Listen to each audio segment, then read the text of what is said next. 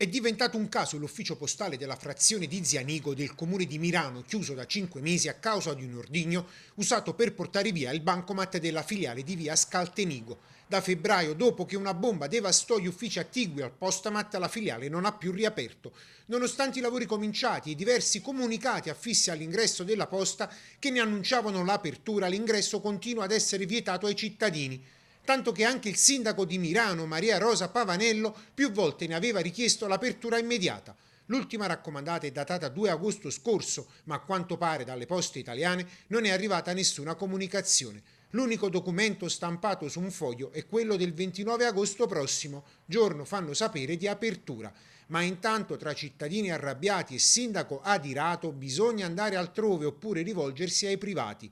Ma intanto il primo cittadino ne chiede l'apertura prima del 29 agosto. A questo punto io venerdì ho sentito il nuovo referente delle relazioni istituzionali per il Nord-Est, il dottor Savastano, e ho espresso tutta la mia, come dire, arrabbiatura. Perché? Perché, voglio dire, si proroga per ben 3 volte, ma soprattutto non si avvisa neanche, si mette un cartello, è un cartello che viene smentito sistematicamente. Ragioni per le quali di nuovo ci sono stati tanti danni, insomma a questo punto ci paiono che 6 mesi sono tanto tempo e Poste Italiane comunque è una società e deve trovare le risorse per intervenire in maniera più efficace, deve dare dei servizi ai cittadini. A questo punto il 29 agosto ci si augura che sia la data giusta e noi saremo con i cittadini ad aspettare l'apertura della filiale.